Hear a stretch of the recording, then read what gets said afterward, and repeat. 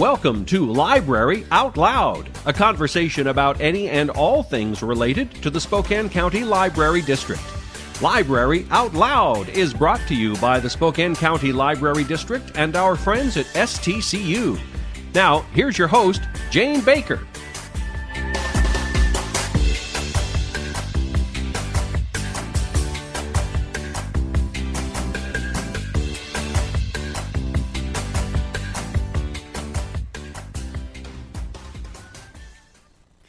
Hello and welcome to Library Out Loud. I'm Jane Baker, the Communication and Development Officer for the Spokane County Library District.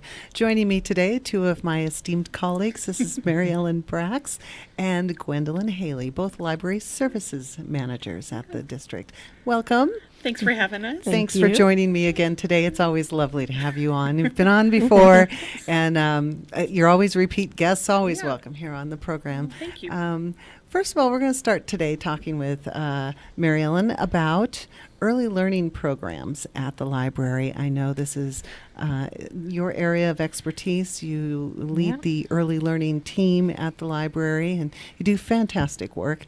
Thank you. In the past, we've talked about all the work you've done statewide and different grant opportunities that you've been involved in, and you are a very busy lady. I don't even know where to start today. Let's start about something exciting, the STEM kits at the library. I'm very excited about the STEM kits. We got a grant from Thrive Washington about 3.5 years ago. This has been a long-standing grant. There's been 3 phases of it, but for the grant, we've been able to create STEM kits that families and teachers can check out to use either at home or in classrooms, and all about STEM topics. So it's been fabulous. It is. It's some very exciting kits. And to make sure that everybody's on board here on what we're talking about, STEM stand for science, technology, engineering, and math. Yes. That's right. Hey. Good job. But it does get to be a mouthful, so we've shortened it down to STEM. So when we're talking about STEM kits, that's what we mean. Now the kit part is part of this grant. So let me back up and let you continue talking about the grant. Who all was involved in this?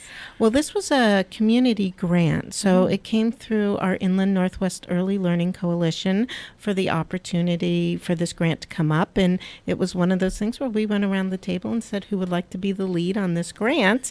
And I said, I'll give it a try. Sure. And so, like 3.5 years later, here we are. But it's been amazing because not only have we provided these kits, which include books and activities to use at home with young children or to use in the classroom, but we've also been able to provide some training for childcare providers on STEM. And now we're kind of focusing at the end of the grant on math. Wow. And the reason we're doing that is as kids are going into kindergarten, we're realizing that math skills are lower than we would like to see for them to be ready to learn math when they get up into kindergarten. So just as with early literacy, where it's great to know your ABCs and know the sounds of the letters and be able to recognize the letters, the same is true for math. That knowing your numbers, being able to know that one apple sitting on the table is the same as the number one that they see. That's one-to-one correspondence. So that has been great to be able to get that information out to families that, there are some things that they can be working on. And kids kind of come naturally to some of that. You'll see kids counting as they walk along, some of them. And then for other kids, it doesn't come as naturally. So that's where we're really trying to help out there. Sure. So I know math, when my child was young, it was hard for me to introduce because I didn't like it. Right. So, I had this phobia around math, which, I know is self-inflicted. But I think we tend to think of the scariest level of math, geometry, calculus, that as adults, but when we're talking about kids, it's fun. It's a lot of it is playing games and counting. And, that was one of the things we did with my kids a lot. We counted stairs. We lived in 3 flights up. in an apartment. 3 flights of stairs is a lot of ordinal numbers. A lot we of went through counting every day. Yes. And kids are natural mathematicians, so you can really see that. I have a set of twins, and yes, Will and Emma, I will talk about you again. But, when you say who has more, believe me, they can tell at a very early age that, well, one has more than the other, and let's even that out. Yes. So that was, just kind of my beginning towards math. And my background is in early childhood education, and I took my math class. And what's interestingly enough, I don't consider myself a math person. It doesn't come that naturally to me. Yet my dad was an engineer. My mom was a math teacher. Wow. So they did something right as I was, coming along and still being kind of interested in it. But I really liked it at the younger age because I realized how natural it really could be for children, and that there are so many fun things to give them that foundation. Sure. Just as we do with reading. Reading came very naturally to me. Yeah. And it's easy to build that love of reading just by reading to kids. So how do we do that with math too? Yeah. And math and reading are really interconnected. A lot of people think that, wow, why are we separating everything out? But actually, it's very interconnected because before kids can know their letters, they need to know their shapes. So there's a pattern to decoding reading, and math is a pattern. Yeah. So it's all of those things kind of tie in together for young children, and that's what I like to kind of tell parents. I like to say, don't be afraid of math, because I came in with a math phobia myself, and but at this level we don't need to be afraid, and to give parents and preschool teachers the confidence that they need to be, a child's first introduction to math can be great. Sure. And especially for parents, you're your child's first and most important teacher, so give them the tools that they need to be able to proceed with confidence. Yeah, absolutely. So now let's talk more about the STEM kits. You mentioned for classrooms, but they're also for individual people to check out. Right. Yeah. Okay. So, and we're going to talk more about this library of things and all kinds of things you can check out at the library, but these STEM kits are just part of it. So what's in a STEM kit? So when you get a STEM kit, it's a bright red bag that says Ready for School with STEM on it. And when you open it up, you're going to find a folder in it. And the folder has in a lesson plan. And so it tells you what you can do with the things that are in the kits, questions to ask. We talk about the value of asking open-ended questions so that you can tell what the child understands. If they've got the vocabulary down, there's vocabulary words in there. So there's just a whole bunch of steps that they can go through. Then you'll find a set of books in there all to deal with the topics. And what's exciting about that for me as a librarian is there's so many great books out there that have to do with all different subjects. So this really brings forth those STEM-related topics. And then in the kit, we have toys for the kids. So they think of them as toys. We think of them as educational manipulatives. There's all sorts of words for that, right? Tomato. Yes. And the kids get to explore and experiment with those. And we also try to say it's okay if the kids don't get it on the first time. If they don't get the right answer, that's the way they're going to learn how things work. And so it gives them a chance to actually handle the materials. Kids learn by doing. And there's so many different ways that a person learns, that they may learn auditorily, and then so if you're reading the book, they're going to be taking in that information. They may need to manipulate the materials to be able to grasp the concept. So this gives them a chance to actually use objects so that they can actually visualize the concept a little better. Yeah, that's great. So now, are they broken down by age? So you would know which kind of kit is appropriate for what age of child? Yes. Okay. Well, all the kits are geared towards ages 3, 4, and 5. Gotcha. And so there's different levels of what you can do with each kit. Okay. There's what we call a quick start. And so that gives you kind of an introduction to the concepts that we're introducing. And then we go into deeper dives. So as the kids get a handle on what they're doing and they're feeling confident, then you can extend the concept a little bit further. Sure. And give them different activities to do with the same materials that they may have. And that's all on the lesson plan. That's all on the lesson plan. So there's prompts of questions to ask and how to do it. Yes. Basically. And it's not for a teacher, though, for a parent, your average they're parent. For parents and teachers. We designed them so that they both could use them and use them with confidence. Because we want families to be using the same words that we're using educationally. So when they get up into kindergarten, they're familiar with the word. They've heard it before. Sure. They know what subitize means, which was a new word for me. What's and that so mean? that means that if you threw down 5 pom-poms on the table, they can tell you that there are 5 pom-poms there without counting. Oh, okay. And so it's going through I that didn't know there was a process word in for their that. head. Yes, Right? it was a new Awesome. word. Okay. And it's a fun word to say, too. We should say it all together. Subitize. Subitize. That's it. Well, it's great because and we do this all the time. When you're looking to see if you have enough eggs for your recipe, you open the fridge and you look and you go, oh yeah, I have 6 there. That's fine. That's more than enough. But I'm not counting each one. So it's something that with practice you do. But yeah, like who among us knew that that's what we were doing? But Yes. Mhm. Yes. Oh, And very then you're able interesting. to translate those into everyday activities. So I'm really excited about this last set of kits. We have 5 more coming out. 4 of them deal with math specifically. So we've got one on counting, one on operations and algebraic thinking. And isn't that kind of scary? It was Very scary scary. as an adult, but it's hide and seek math. Okay. So it's taking numbers and putting them together and taking them apart. So we call that composing and decomposing numbers. Okay. And then we hide and seek math. I would have liked to take that class in high school. One of our librarians thought of that, Rachel, who was great. I just thought that was so much fun. Then we've got one on measuring and sorting. And then we've got one just on the concept of 10, so that when children get up into kindergarten, they really start working with 10 as a group.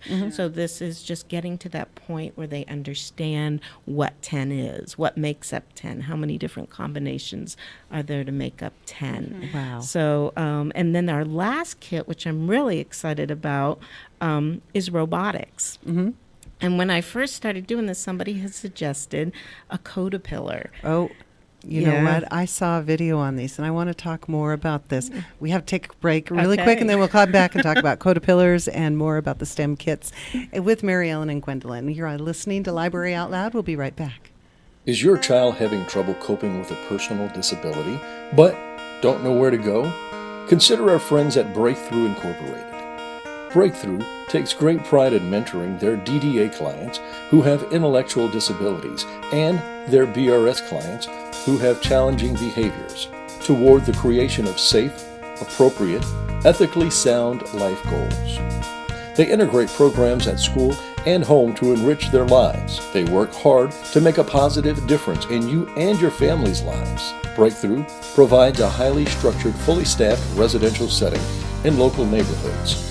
6 in Spokane and 2 in the Tri-Cities. Diagnoses affect people differently, so their service to each resident is unique, giving them the opportunity to grow and evolve. For more information on Breakthrough, visit their website at breakthroughincorporated.org. Hi, this is Kurt Stockwell with Well Dressed Walrus. We are a local website design and development company here in Spokane. What we do is build beautiful, usable websites for local businesses. A website needs to be beautiful, it needs to be usable for your users, your customers, and yourself. Contact us anytime. We'd love to talk with you about your online marketing.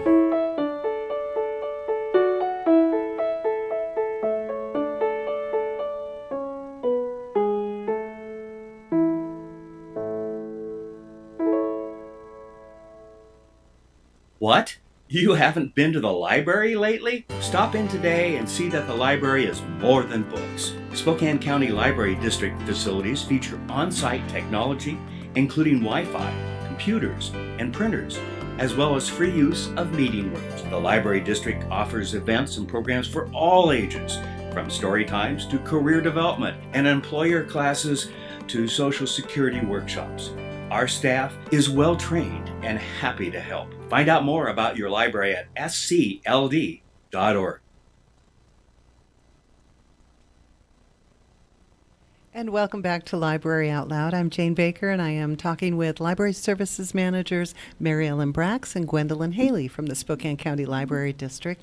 Our topic today is some of the early learning programs that we have at the district, and we've been talking about STEM kits that you can check out at the library. And you were about to start talking about a really cool one, or at least it's newer, at least to me. I saw the video not long ago and was blown away by what this is. Talk about these Codapillars. Well, the Codapillars, they're actually put out by Fisher-Price, and we bought 45 of them for the STEM kits. Okay. And so they're all sitting in my office right now, but basically it works on beginning programming for children, and you attach the Codapillar in segments, and on each segment it tells you what direction it's going to go in. So there's one that goes straight, one that turns to the right, one that turns to the left, one that will stop and play music, and then the kids put the pieces together and how they want it to go around the room. So they're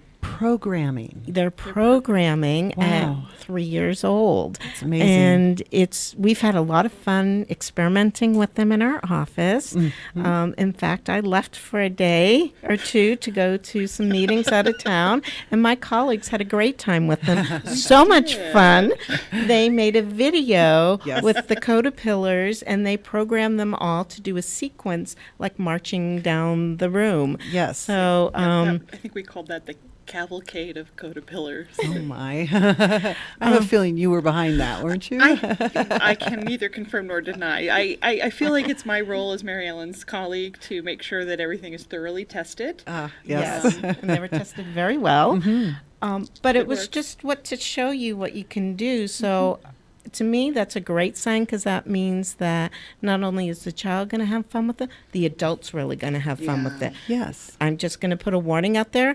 Adults, step back a little bit and let the kids actually play with the toy. Play with the toy. Because it is, and I think kids do learn really well when grown-ups are actively engaged in playing with them. But then it's good for mom and dad to let the kids lead. Sure. Yes. That's sure. an important part of it.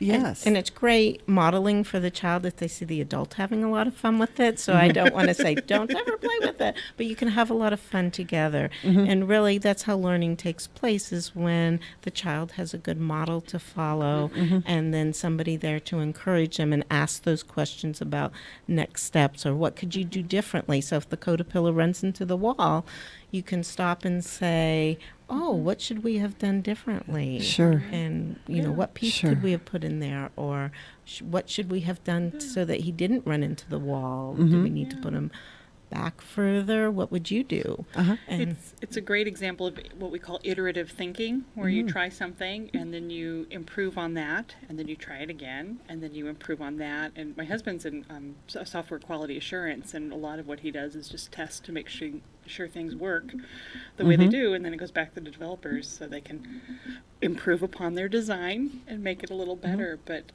it's a great process for the kids, because they can think about, what is it I want to do? What are the steps? And break it down. To get Talk about there. critical thinking. Yeah. And to the steps I need to achieve that, which is a skill that's not just useful in coding, but in life. Sure. right.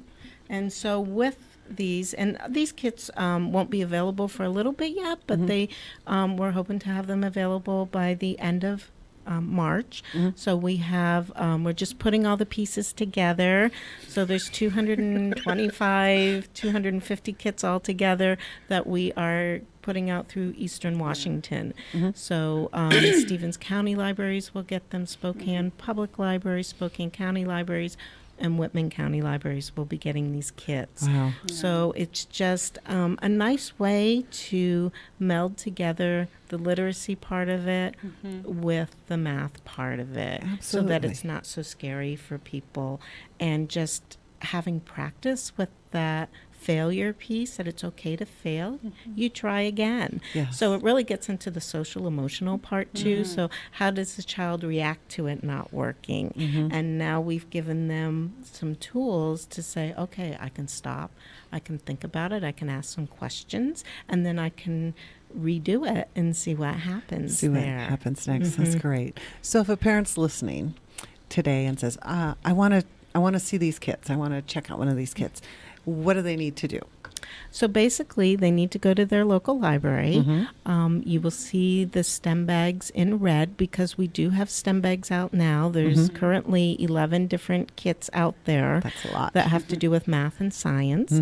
And there's one on dinosaurs, there's one on water, one on dirt. There's some math ones already available. So they just go into the library and then they get their library card. Sure. Really easy if you don't have a library card yet. Very easy to get one. And then they can check it out. They check out just like a regular book does. They check out for 28 days. Wow. So basically you have it for about a month and you can really explore the kit, let the kids play with it, have some fun together with it, and then you just bring it back and swap it out for another kit. Check out a different one. And then. you can always Yes. put them on hold. So if you know you really want the dinosaur kit and it's not at your local library, then you can just put a hold on it. So you could do it online as well through the You can do it catalog online. Yes. And in the catalog, you can just look, search for our Library of Things, and they're called the Ready for School with STEM bags. So if you look in our Library of Things, you'll find a full list of everything that Mary Ellen has created. It's pretty impressive, I have to say. I agree. Very impressive. And well, for one thing, for your colleague to say this, because you know how much work she's put into these things. But really, as somebody who's a little bit removed from it, I'm blown away by what we have available for our county residents to prepare their kids for school. Right. It's not just wait till they go to school and they learn all these things. They can know this and hit the ground running from the day one of kindergarten. Right. Yes. And with this grant, too, what we've done is really integrated more STEM concepts into our play and learn story times, too. So that just gives you that readiness skills that you need and that you may not be aware of yet. And all of a sudden you can say, oh, okay, Yes. I can do this at home too. Yes. So we do a lot of this in our play and learn story times also. So kids have the opportunity to work with materials, really explore them, experiment with them, and all the time they're having fun, but really what they're doing is getting ready for kindergarten. And they're learning and getting ready at the same time. So story time is much more than just reading books to the kids. Yes. Yes. I know there's a whole science behind how our story times are set up and the amount of work that's gone into this program. And it's amazing. It really is amazing. Now, I do want to point out that story times are listed on the back of our Engage magazine, and they're at all of our 10 of our libraries. Yes, 10 of our libraries. The only exception would be the bookend at the mall, but all the other 10 have story time. Yep, they have at least one story time there. Yes. We break them down into age groups at our larger story times, and so you can pick the one that best fits your child. And siblings are always welcome, so a lot of times, even though it's a toddler story time, we'll have preschoolers in there because they have older siblings, which is always great because then the toddlers see what the preschoolers are doing, and then they can follow along. So it's really a lot of fun. Absolutely. That's great. I know, and I wanted to say, in addition to the STEM bags and being able to check those out, Mary Ellen has made all of the curriculum, the activities available on our website at seld.org. Yes. Along with a really tremendous resource about getting your kids ready for kindergarten overall. And all of the different ways that you can be making sure your kiddos are ready to start kindergarten. So whether they're in 3, 4, or 5 years of age, that you can kind of see where they're at. And as a parent, we're the ones who are best equipped to judge whether our kiddos are ready or not. But having this resource to say, where are they at in terms of their math skills, their reading readiness, their social emotional, which is a big part. And I think sometimes we don't think about, like, are they just really emotionally ready? Yes. Yes. To be away from mom and dad and in a classroom and to do all of that. So there's a lot of resources there that Mary Ellen and her team have put together. And lots of activities to actually do with your child there too. So not only information for the parent, but then there's some other activities that you can do too. Sure. And then if your child is saying, I really want that dinosaur kit, and you don't have it at home, but you have some dinosaurs at home already, you can actually go online and look at the lesson plan and just recreate it at home. Yeah.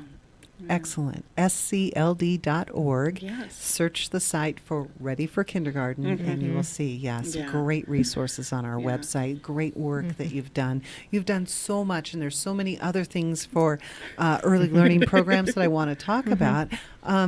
We have too much. We're running out of time on today's program. So, again, check out the website. Take a look at some of the early learning programs. This magazine is also on our website, so you can see it digitally or stop by the library and pick one up. Everything we do is free. The library card's free. The magazine's free. It's great. It's just awesome work that you've done. So, thank you. Thank you so much for coming on the program, talking about it, and we'll have you back again and talk about more. Thank you. I look forward to it. For Library Out Loud, I'm Jane Baker, and we'll see you next time.